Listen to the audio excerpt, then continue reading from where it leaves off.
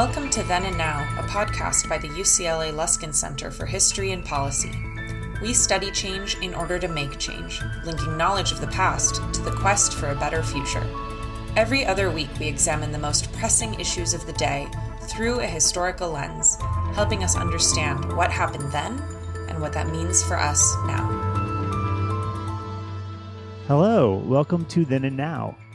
I'm your host, Ben Zdencanovic. I'm a postdoctoral fellow at the Luskin Center for History and Policy at UCLA, which sponsors this podcast. I'm filling in this week for Luskin Center Director, Professor David Myers. And the topic of this week's episode is the recent general election in Italy. On Sunday, September 25th, Italy held a snap election following the resignation of Prime Minister Mario Draghi and the dissolution of the Italian parliament. The election resulted in a parliamentary majority for Italy's right-wing coalition led by Fratelli d'Italia, or Brothers of Italy, a far-right party with roots in post-war Italian neofascist movements. The party's leader, Giorgia Meloni, is now Italy's new prime minister. The platform of Fratelli d'Italia is marked by social conservatism, nationalism, populism, opposition to immigration, and Euroscepticism. Fratelli d'Italia has widely been described by political commentators as a neo-fascist political party. Meloni is one of several right-wing populist leaders that have come to power in Europe in recent years in countries such as Poland and Hungary. And although right-wing populist parties have made major inroads in countries such as Germany and France, Meloni is the first far-right head of state of a major Western European power in the 21st century. And her party's control of Italy has major policy implications, not only for domestic Italian politics and policy, but also for Italy's relationship with the European Union and the wider world. Our guest today is Noelle Turtur, who will be joining us in a discussion about Meloni, the election, and the historical legacies of fascism. Noelle is currently the Eugen and Jacqueline Weaver postdoctoral scholar in European history at UCLA. She completed her doctorate in history at Columbia University earlier this year. She is a scholar of Italian migration, business, and imperialism. And her book manuscript, Making Fascist Empire Work, Italian Enterprises, Labor, and Organized Community in Occupied Ethiopia, 1934 to 1943, reveals the central role of Italian enterprises in Italian fascist imperialism in East Africa. And Noelle has recently returned to the United States after 4 years of living and working in Italy. Noelle, welcome to Then and Now. Thank you for inviting me. Absolutely. So let's start with you thinking about definitions of fascism. What's the most useful way to define fascism? And what were its origins, intellectually, historically, in Italy and elsewhere? Of course. I think for me as a historian, the most useful way to think about fascism is to think about its historical evolution. So fascism emerges really after the First World War in Italy, and it's the result of long-standing tensions within the Italian political system. It's called transformism in English, or trasformismo, and it basically meant that when people went out and voted, their votes didn't really matter because politicians had already decided the policies that they were going to pursue without really consulting the people. But this system was increasingly strained with expanding enfranchisement, and then with the end of the war, you have all of these soldiers who are returning home. There were immense tracts of land that were occupied by farmers in order to kind of sustain themselves and increase production during the war. You have industry that's transforming from producing arms and weapons to peacetime production. So there are these huge monumental changes happening in Italian society, and the parliamentary system in Italy is really unable to address the kinds of questions and problems that they're going to need to. So this is the moment when people really lose faith in the ability of not just their political parties, but rather in this system of government. So fascism kind of emerges in this moment. The word fascism comes from the word fascio, which means a group of things bundled together. Kind of the earliest fascist movement, even though it's not politically fascist, are the Fasci Siciliani, which happened several decades earlier. But there's no, at this point, cohesive or singular fascist movement. There are fascist movements in diverse parts of Italy that are very different in their content and nature. They're each led by kind of their own charismatic leader, who's known within the movement as a ras, which is a term taken from Amharic, referring to kind of a particular military figure. And they have their own allies and their own kind of political agendas. So from certain fascisms that happen in the countryside, it's about securing land rights against people who are occupying land. In other places, such as Trieste, which is right on the border with Slovenia and Italy, and it's a former Habsburg city, the fascist movement is very nationalist and is very focused on eliminating the presence of Slavs from Triestine society. So it's this very ethno-nationalist movement. And in a place like Milan, it's a lot about kind of industry. So the first, Mussolini's first fascist declaration is in Piazza San Sepolcro in 1919. And if you look at this document, it includes things like a minimum wage requirement, industrial councils and planned economic development, improved public transit, and the seizure of church property. So while the March on Rome, which was in October 1922, kind of showed Mussolini's strength amongst these fascist movements, so after the March on Rome, Mussolini is given by the Italian king, Vittorio Emanuele, entrusted with the premiership and told to form a government. So this is really when Mussolini is kind of shows that he's at the forefront of the movement, but it's not a guarantee that he's going to continue to lead the fascist movement or even within the Italian state. The Italian state at this point still has elections, there are opposition figures, there are bureaucrats, industry, agricultural elites, Catholics, the church, the military. So it takes a lot of time and shifts for the fascist movement to really come into itself and to have, let's say, a cohesive ideology. So there are kind of two ideological factions that I think are really important to understand what fascism becomes. The first are the revolutionary syndicalists, sometimes called neo-syndicalists and sometimes called nationalist syndicalists, depending on who you read. And they are some of its most important thinkers and legislators here. And they come out of the Italian Socialist Party, but they actually change immensely from the Socialist Party to kind of the ideology that they take on, because they're looking at Italy and they see that the revolutions which were attempted after the First World War really failed. And so they're thinking that the problem is not so much class. They're thinking that the problem is not so much capitalism, but rather the political problem that they need to solve is the one of the system of government. So what kind of system of government is going to allow us to have a better, more cohesive, kind of a more harmonious and productive society? So they think that actually the problem is parliament, and that the way to replace that would be to organize people on the basis of their economic functions.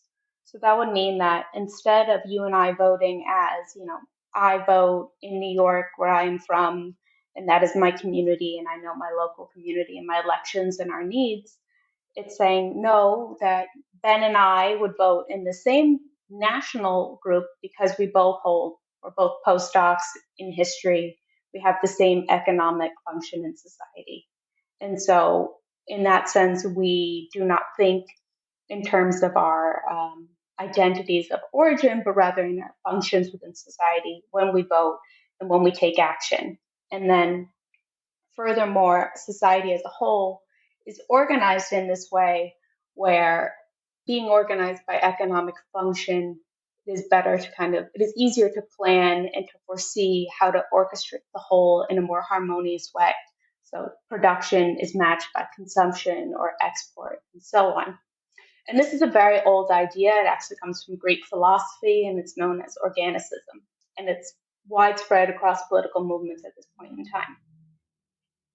So in this idea of organizing society hierarchically and according to economic function really coincides with the nationalist movement. Now the Alleanza Nazionale Italiana or Associazione Nazionale Italiana, I don't remember exactly its name, but these included men like Luigi Federizzoni and Alfredo Rocco, and the two of them kind of really write much of the law that defines Italy, from educational reform to the civil code to the Lateran Pacts. And they're really coming out of this moment of the Italian Risorgimento, and they're thinking that Italy is at kind of a structural disadvantage within Europe and within the world. So you have the huge expansion of Italy when it unites because it's able to basically throw off the British and the French and the Catholic Church, taking advantage of wars that are already happening within Europe. And then you add on to that, once it's united, it's within kind of an emerging and booming global capitalist economy. And this has serious impacts on Italy as it develops. One of the most important things, for example, is grain markets. How do you make enough money or fuel? Italy doesn't have any natural carbon resources. So one of the most fundamental problems in creating industry and economic development is having enough energy to actually fund a flourishing industry. So they really come into this moment thinking that they're at a structural disadvantage because they're competing in a world of empires when they don't have one, and they don't necessarily have the natural resources such as the British Empire or the Americans to be able to compete on the global market in the same way. The British, if they shut down their participation in the global markets at this point in time, they still have the whole British Empire. Whereas the Italians, if they shut off their borders, are in real trouble. So they're kind of thinking in these terms. And this is kind of really the two groups that kind of agree on creating a political system that needs to advance national interests over individual interests. And the real bone of contention between them is kind of how to do this best, how society should be organized. And this way, I think the nationalists very much won. Eventually, Mussolini kind of threw his weight behind supporting capital and traditional elites, not without limitations or reservations, but certainly in pursuing a policy that suppressed labor dissent. So here are kind of the summary points of what I would say. Italy is trying to secure its independence, and fascists want to secure Italy's independence and strength within kind of Europe and the world, and that involves pursuing policies that are also imperialistic, but also reorganizing the economic and political organization of society so that people are represented not as individuals, but as parts of a national system. And so what did the fascists hope to achieve within Italy? Well, I think the fascists didn't only hope to achieve something different within Italy, but actually wanted to change the world order and Italy's place within it. And this required a few things. One, it required autarky and empire. And by that I mean Italy autarky means producing basically everything you need to survive as a nation without relying on anybody else. So an example of this might be how there's a huge discussion within the US right now about basically building their own microchips and having enough lithium and all of the resources to do that so they don't have to rely on these enormous supply chains that they're always worried about breaking down. So that's autarky. And the other one is empire, which means basically having enough land, people, and resources at your command so that you can do all of those things, that you can produce all those things, and you have all of them at your fingertips because Italy itself, as I noted earlier, doesn't have, for example, petroleum deposits. It doesn't have certain minerals. It doesn't have gold. So getting all of those primary materials was also part of Italy's trying through imperial expansion was also one of the ways in which Italy was hoping to fundamentally change its place in the world order. If it didn't need to rely on foreign trade to access these primary goods to survive, then it could be stronger. That was kind of logic behind it. Now within this, they also wanted people to be organized hierarchically and supposedly harmoniously. And by that I mean, tamping down on labor unrest and anybody protesting their place in the socioeconomic order.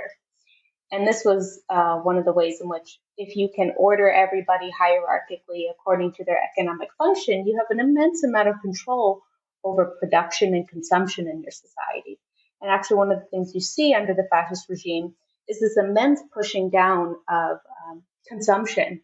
If there's a great book by Carol Heltoski on basically how Italians' diets and caloric intake shifts immensely during this period because they're transitioning from the consumption of a much more varied diet to a diet much more reliant on grain, so pasta, and how that's actually a way of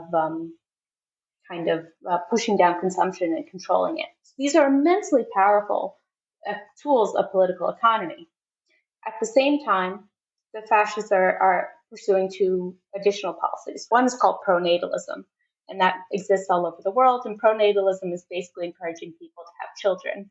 And pronatalist ideas, like much of family politics, I think are very inherently tied to both kind of militarism in the sense of our nation is under threat and we need enough people to actually be able to fight a war, because if you don't have enough soldiers to fight a war, that's really what the Italians are thinking about. And the other part of it is, we need more of our people so that we don't end up swallowed up in this world. So it's about reproducing racially, ethnically, and culturally the family and the nation state. And then the other part of this is mass politics, which is that everybody had to be involved and engaged in the fascist project. So if you look at Italian organizations during the fascist period, you see things like the Opera Nazionale dopo lavoro, which was kind of supposed to replace what we'd call like workers' social clubs. And these things would do things like organize bicycle outings or organize summer camps for kids or organize briscola tournaments. And these things are really about kind of making sure, without necessarily filling every moment with political content, but making sure that social activity happens within the sphere of kind of the state. So all of these are ways in which this fascist regime hoped to both change Italy within and also to expand it outward. And that would fundamentally change its place in Italy, in the world's geopolitical order. Okay, so let's talk a little bit more about fascism after World War II. So Mussolini is deposed in 1943. He's famously killed with his mistress and hung up on meat hooks in Milan. So fascism after that, how does it change and evolve? What was its legacy after World War II? What is the place of fascism in Italian historical memory, culture, and politics? So the short answer to that is the fascist regime, it was in power for 20 years. It's called the Ventennio Fascista. And during that time, and this is how I think it's really important to think about dictatorships and authoritarian regimes. When we talk about fascism, they fundamentally changed from the moment they got there, the organization of the state as a legal set of orders and institutions. So one of the first projects they undertake is administrative reform to make the state more hierarchical, more centralized. And this is kind of building on aspects already in place in the Italian state, but they accentuate it even more. Likewise, they reformed the civil law, they reformed the judiciary, they reformed education. So these are huge fundamental changes to the state itself and not things that anybody, even if they write a new constitution, can undo. The other thing to add, of course, is most people had been involved in fascism in some way, shape, or form, more or less willing, more or less convinced. And that to kind of say, like, now we get rid of all the fascists, well, you'd get rid of like all of your police officers. And how do you run a state if you don't have any more police, particularly in a moment as delicate as the immediate post-war? So you have all of these factors really couldn't change. I wanted to go back for just a second and talk about the collapse of the fascist regime.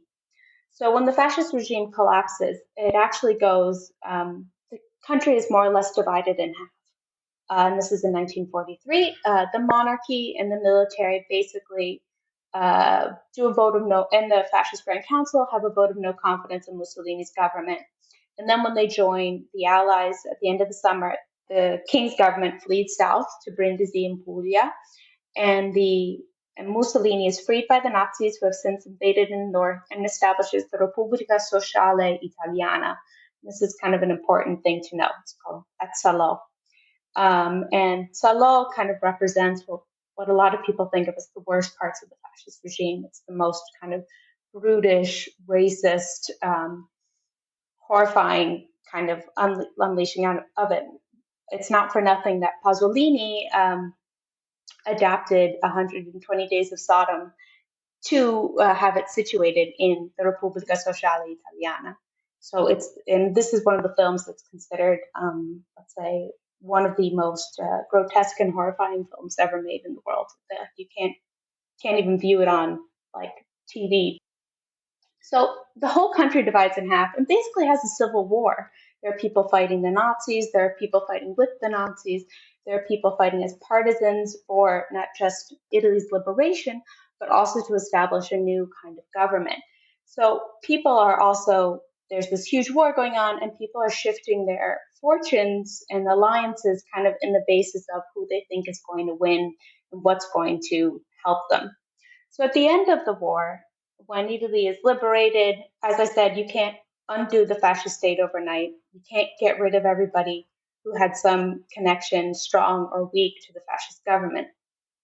The other thing to note is that there was no Italian Nuremberg. There was no grand trial of fascists, either within Italy or outside of Italy. And actually, there were requests, for example, Haile Selassie's government made requests to the British to prosecute figures like Badoglio and Graziani for war crimes in Italy, and they were not returned, kind of for obvious reasons. Badoglio had led the government in Brindisi, and he had committed war crimes in Ethiopia. That's pretty well proven. He bombed innocent people with poison gas when they were set up concentration camps in Libya. But can you also imagine the British sending somebody back to Ethiopia to be prosecuted for crimes committed under colonialism?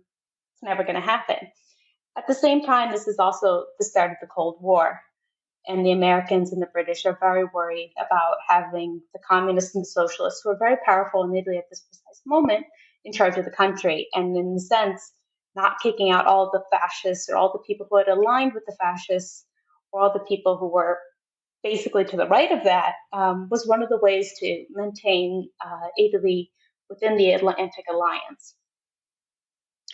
So there's this kind of moment when there's no real reckoning with fascism. And the fascist party was outlawed with the Italian constitution, but fascists just kind of went off and they formed different political parties. They ran their journals, they ran their political parties, and the one that was formed was the Movimento Sociale Italiana, or the MSCI. And you notice the echo with the Repubblica Sociale Italiana, the RSI.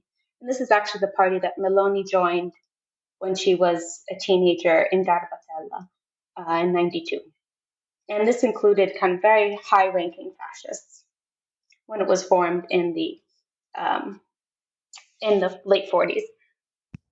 Well, yeah, so that's a great segue into talking a little bit more specifically about Meloni and about Fratelli d'Italia. So we have this kind of complex legacy of fascism, or post-fascism, as it's often called, a legacy of far-right politics in Italy, sort of informed by fascism, if not fascist in name per se. So what is the relationship between Meloni and this legacy of post-war fascism and neo-fascism? What was the legacy of Meloni herself, and also the party Fratelli d'Italia in post-war Italian fascism? So I think it's important to point out not just this historical most Italians say that they live in a fascist country, and this is just the time that they elected, or most Italians on the left will say that they live in a fascist country, and they finally just elected a fascist as their leader. And I think we have to unpack what the post-war meaning of fascism is and kind of locate Meloni in that. So this post-war fascism means a couple of things. One of the things that I think we don't understand in America is the fact that there is a strong tradition of right-wing politics within Italy that are also authoritarian. Throughout the post-war period, pretty much up until the 1990s, there were several factions within Italy that pushed for far right-wing coups. We're familiar with like the Red Brigades, but there's the equivalent on the right-hand side that are basically trying to scare people enough to install a military dictatorship. One of the kind of most famous, most horrible attacks was committed by a right-wing terrorist group that bombed the Bologna train station in 1980, and it killed 85 people, including families with children who were going on vacation. So there's these strong kind of right-wing groups that tried to actually provoke a military coup within Italy. And most people believe, and there's good evidence to suggest that a lot of them were involved in the Italian secret services, within the military, and within the police. So that's part of the fascist. There's also low-level fascist politics, which most of us, if you've been to Italy, would be familiar with. And this is kind of like street gangs or ultras, largely connected to soccer culture. And it's not unusual to see lots of graffiti on the walls saying things like Mussolini lives. I don't understand how much these kids really understand about what fascism is or what Mussolini is, but it's there. And the other part, I think, is to say how people separate Mussolini from the fascist regime and from the Axis in this particular rewriting of historical memory. The fascist light version of Italian history basically says that the regime did good things up until either the Pact of Steel or up until either 1943. The Pact of Steel is in 1938, which is when Italy formally joins the Axis. And this is also the moment when 1937-38 is when the racial laws come into place in Italy. In 1943, a lot of people say, oh, well, Mussolini was just a puppet for the Nazis, so he's not really responsible for anything that happens from that point on. So there's this way of talking about history that really puts a lot of distance between being Italian and the fascist regime as led by Mussolini and all of the horrible things that we associate with the Second World War, most notably the Holocaust. And this is one of the reasons why it's actually really important to talk about Italian imperial history, which has really only been around 20 or 30 years in Italy, because it really shows how from the get-go, from the early 1920s, the fascist regime was committing genocide in Libya and then used immense violence, genocidal, some people would say, violence in Ethiopia as well. In both Ethiopia, not in Ethiopia, but actually in Somalia and Eritrea, and in Libya, the fascists set up large concentration camps. So that is kind of the way in which people say, like, this is a fascist country, because people don't necessarily associate fascism with the same way that, for example, Germany associates with Hitler and the Nazi regime. The other thing to talk about living in a fascist country, as Italians say, is to talk about the way in which fascism is associated with social conservatism. And I think it's really important to note that the lines in an Italian social conservative society don't necessarily fall along the same lines that they do in the United States. But a lot of it has to do with the family and particularly gender and kind of having families live together in these very heteronormative ways and in multi-generational families. So that is kind of, if we want to go back to Meloni, that is how, people can say, even if Meloni is, even if there are these ties between the Movimento Sociale Italiano and the Repubblica di Salo, there are different kind of people, or there's this different history. And the other part is that the way Meloni markets herself very much is, I'm God fatherland and I'm a mother. So I'm a mother of a child. I'm Italian. I'm very proudly Italian. And this is my homeland, and I will do everything to protect it. And of course, I'm Catholic. And these are kind of ways that kind of recall what's many people feel like is the foundation of society, and was for a long time, considered the foundation of society. So Meloni. So the Movimento Sociale Italiano comes out of the Repubblica Sociale Italiana, and the MSI is a party. They elect representatives to parliament almost right away. This is by the 50s, and they do support the Christian Democrats. But basically, the MSI is never allowed to enter into government. And by that, I mean they're never allowed to hold a ministerial post, or even though they will silently support the ruling coalition. But it kind of remains a minority party. And what really changes here is the 1990s. In the 1990s, there are a series of political scandals that are quite enormous, Tangentopoli, Manipulite, that basically tear apart every major Italian political party. So this includes the Christian Democrats, who had ruled Italy almost continuously from 1946, the Socialists, the Communist Party. All of these parties disband and they get reorganized. And this is where you get the PD, and you get Forza Italia, which is Berlusconi's party. Lega Nord also shows up at this moment. And at this point, the MSI is pretty much untouched. They're one of the few parties that isn't torn down in this scandal, in part because they're so small that nobody's really looking at them all that much. So they changed their name and called themselves the Alleanza Nazionale. And they kind of form this kind of new right-wing party that's also picking up people out of kind of the debris of this political collapse. So the Alleanza Nazionale enters into government for the first time with Forza Italia, which is Berlusconi's party, in 1994. It eventually becomes the Popolo di Libertà, which actually is a name that echoes with the newspaper that Mussolini famously ran, the Popolo d'Italia. And then in 2013, it becomes the Fratelli d'Italia. Right. So we have this very, very long legacy in the post-war period of fascism informing these various right-wing parties that it sounds like often they're kind of peripheral. I mean, this is certainly the first time that a far-right party has gained leadership in the country. Right. So why now? I think that begs the question of why 2022? Why did this happen at this point?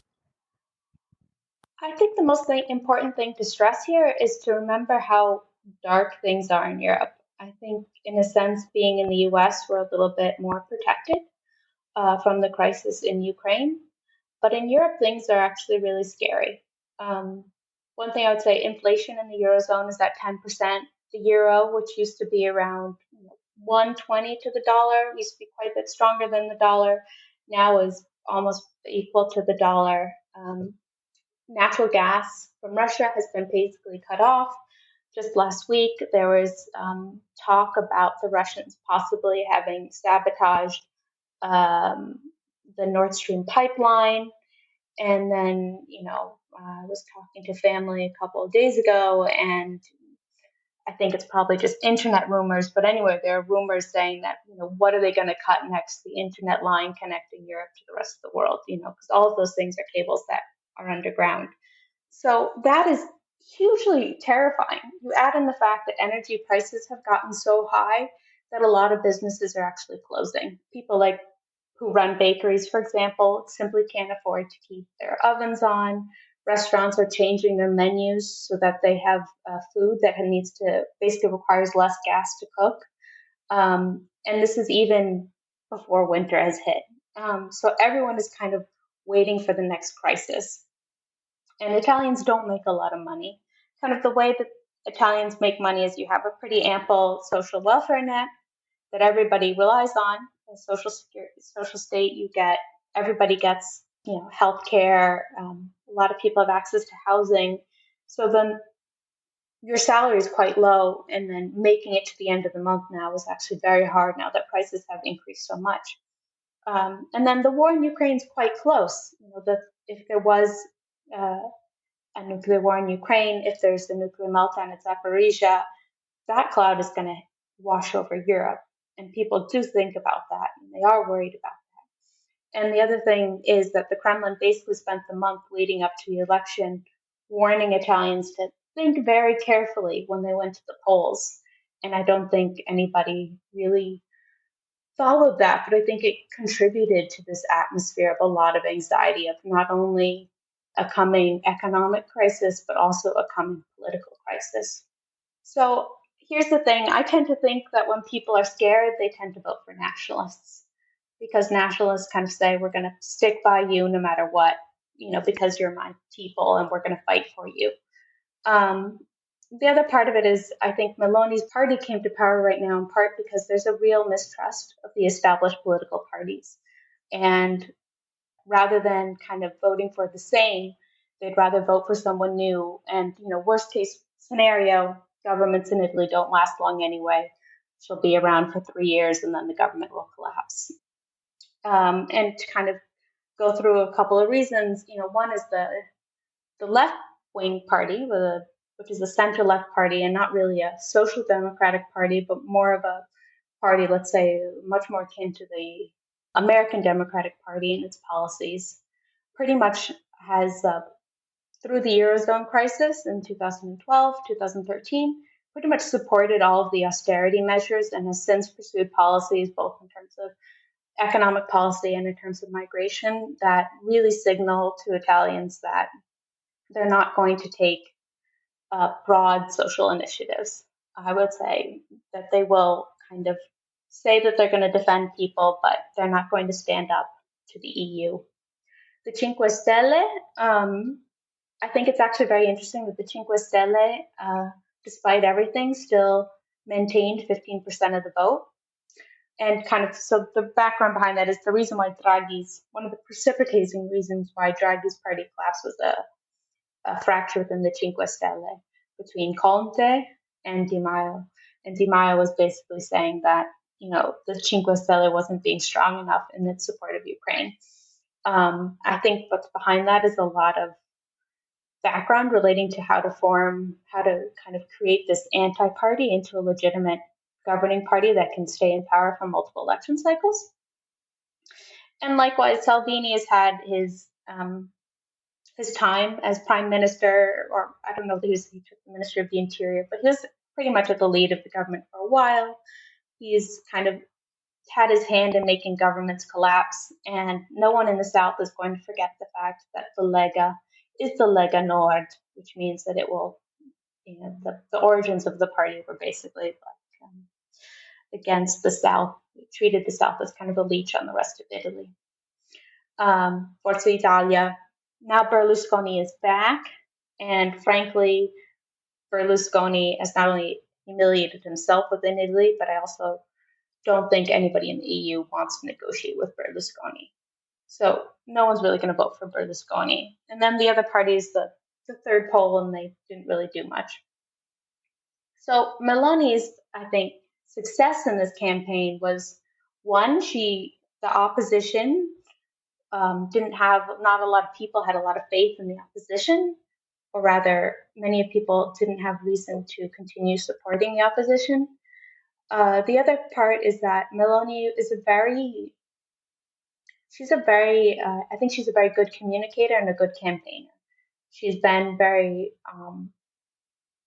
I sound like a political talk show, but she's like always on message, and she focused on the high cost of energy, taxes, and particularly she's talked a lot about giving more money and tax breaks to families. The other reason why I think people have voted for Meloni is that she's taking a very nationalist stance with the EU, and she's agreed to support Ukraine. And I think both of those people are hoping most Italians are not Eurosceptics. It's not like they believe that the EU should collapse, but rather they're going to send nationalists to the EU because they think they're going to be able to advocate for Italy's national interests within the EU rather than letting France and Germany dominate policy. Is basically what that trend is. The other thing is immigration. This year, there's been many people kind of fleeing to Italy and across the Mediterranean from a number of both environmental, both climate and political crises happening in North and East and West Africa. And Meloni is certainly anti-immigration, very strongly. And maybe I'm a bit naive in saying that I don't think most Italians will migrants any ill, but rather I think most Italians are very frustrated with the way in which the EU has handled immigration to across the Mediterranean.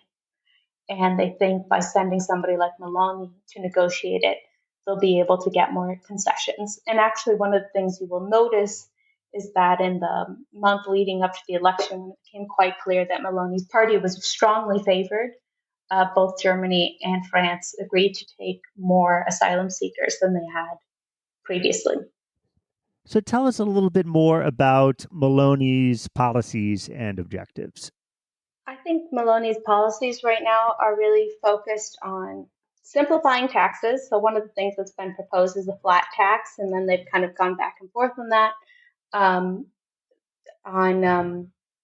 Also on eliminating something known as the reddito di cittadinanza, or the citizens' income that was introduced by the Cinque Stelle party and is very controversial within Italy. Italy, unlike the US, has a very high unemployment rate, and that's very much concentrated in the south. But it doesn't have a minimum wage. So many people who receive the reddito di cittadinanza are unable to work or unable to find work that pays them at a high enough rate that they can live.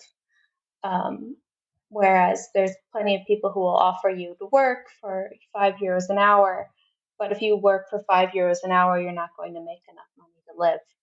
So the reddito di cittadinanza really serves as an important social net for example, I know people who collect it, and they're not trying to screw the state. They're people who are, let's say they're in their 20s, they don't have any familial support, they live on their own, they have no savings, they're trying to finish college and get a degree and go work. But if you have no support, you need, and there's no minimum wage to guarantee, or there's not enough jobs even, you really need something that's going to get you into your adulthood, get you to becoming that self-sustaining citizen that every state wants all of its people to be. So the reddito di cittadinanza has been very much maligned because supposedly a lot of people who collect it work under the table, or they don't work legally, and it's an incentive for people not to get employed. It's kind of the same narrative you get with all social welfare provisions. And of course, in Italy we have the mafia, and of course there's a certain number of people who, whenever you introduce a welfare provision, then you've studied the welfare state, there's a certain number of people who are always going to try to defraud it, and that's just the nature of welfare. It doesn't mean that we stop giving it. It just means you have to understand, you're always in this kind of cat and mouse game about eliminating fraud and finding new ways of committing fraud.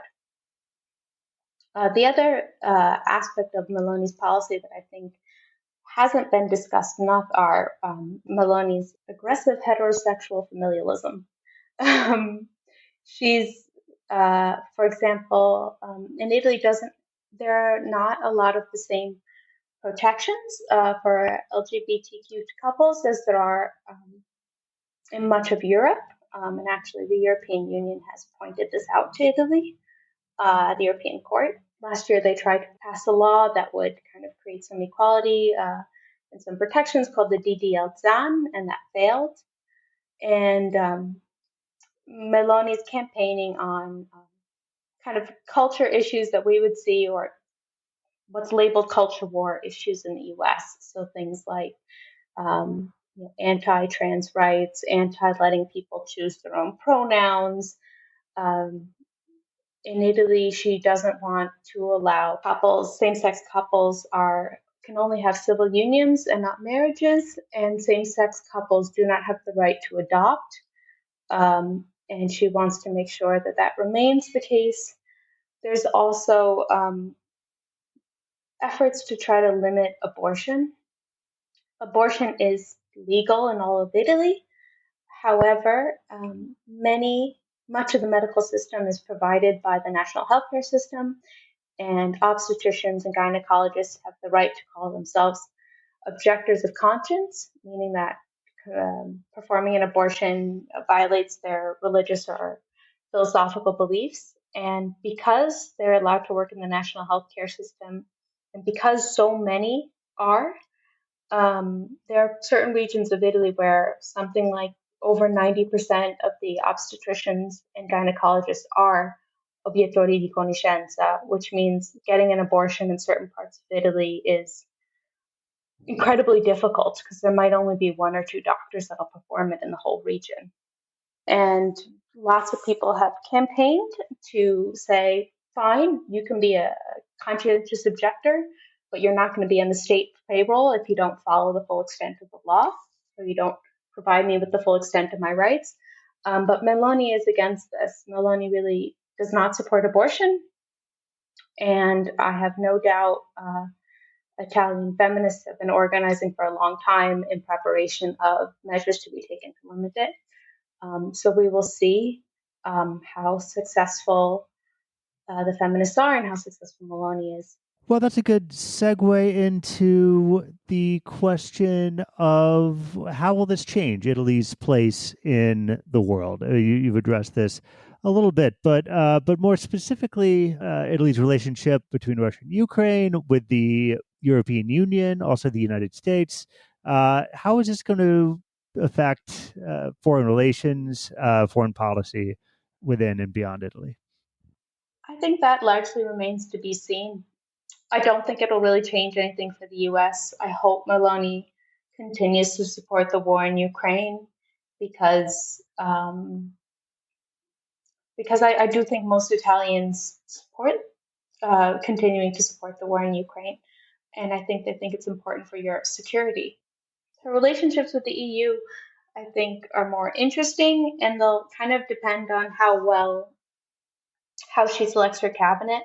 So the last I read, the person she's thinking about, for example, for the Ministry of Finance, is a person who are already working at the ECB, the European Central Bank. So I think as aggressive as she will be with the ECB, with the Europe, I think she has to be smart in this moment and understand that Italy really needs to be cooperative with Europe if they're going to I don't know, because the question is how well Europe is going to hold together right now, because this energy crisis is huge, and whether they decide to make a decision each as nation states, kind of providing for their own people, or as a collective bloc. And I think it's not just Meloni in that moment.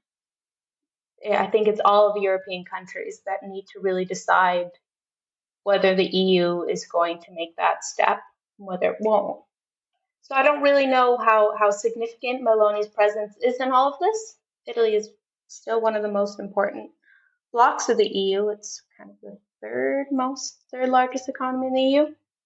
But I think it really remains to be seen. Okay, Noelle, thank you so much for joining us today. Thank you for having me.